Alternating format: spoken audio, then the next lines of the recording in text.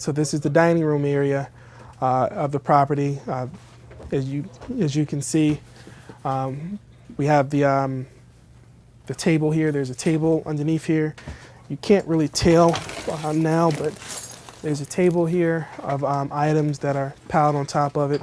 One of the concerns that we have in this scenario is that we want to alleviate as much of the clutter as humanly possible. So some of the telltale signs for us is if there's items on top of the table that are stacked on top of each other, on top of each other, those are things that we really want to address immediately, because those give red flags up that there's too many items for the square footage of the property that the items are in.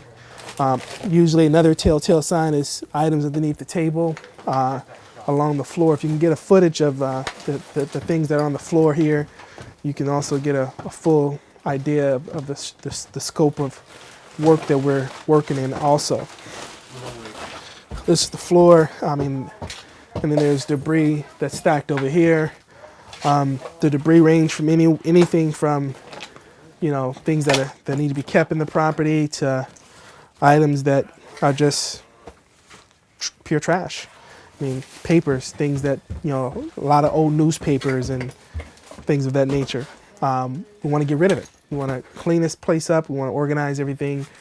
We want to sort through the trash from the treasure and get rid of these items to basically give the client, as I said earlier, back full use of their property.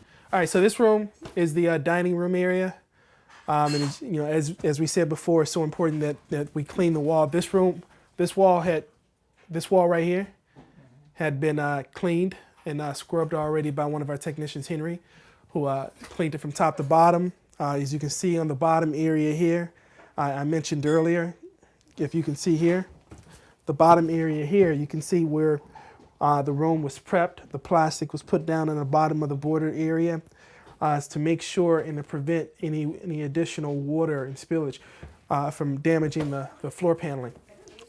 We also use our own little custom-made brushing when scrubbing the walls to make sure that we don't put too much excess water. If you notice, the bristles are really separated in between there, and the reason we do that is to minimize as much water as we can from going into the bottom area.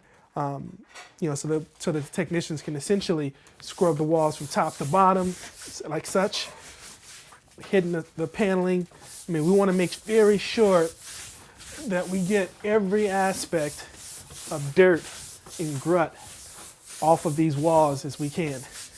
The bristles are strong enough to basically lift up the dirt and bacteria off the walls, which can be very hazardous to your health, but also not too strong enough to damage the finished product.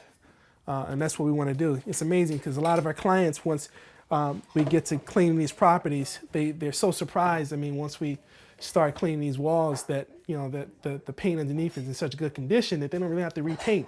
In some cases, it isn't the case. You have to repaint the property after we clean it, but more often than not, a good scrubbing down of the walls can really dramatically improve the appearance of the property and also get rid of what else? The hazardous waste and hazardous bacteria and germs that sort of grow an infestation on the wall. So another important thing. But also another thing too, you see there's about 4.5 to 5 inches, 4.5 to 5 feet of space here from the wall to the center of the room. This is all the items, again, as I said before, in the living room area that the client wants to keep. These have all been sorted and packed and sorted and filtered through. And the client wants to keep these items. As you can see, these are all good items that once we rearrange the room can be put back into a real house, a house like yours or mine, that you can put these things in and it blends properly. But the guys did a really good job of centering the room and making sure that it's as congested as they can, so that they can get to the attentions of the wall, so that they can give the walls the attention that they're going to need in order to get it to a point that is top-notch friendly. So good job, guys, on this one, and we're going to move on to the other rooms, and you'll see how we're making progress there also. As you can see, this is the dining room area. Before the dining room table was completely engulfed with debris. You couldn't tell if there was tape, there was chairs here. We freed the entire living room, dining room area, free of trash, free of debris. What's in this room had been carefully taken apart. Each item on the shelf had to be taken down and properly dusted and disinfected and put back in place. This cabinet had been cleaned with a wood polish to enhance its appearance, as well as to bring out some luster and a finished look in the wood. Each glass had been properly cleaned, as well as the walls. The walls had been cleaned from top to bottom, spider webs removed, baseboards and wall molding had been cleaned, disinfected with antimicrobial soap. All the debris, again, like I said before, this area was completely engulfed with another four feet of debris about yay high. Guys came in here, and in the last 4 days, we've gotten rid of all the debris, cleaned the floor, mopped, swept, antimicrobial soap all the way throughout to make sure that we get every ounce of any potential hazards. It's free of trip hazards, free of any potential fire hazards.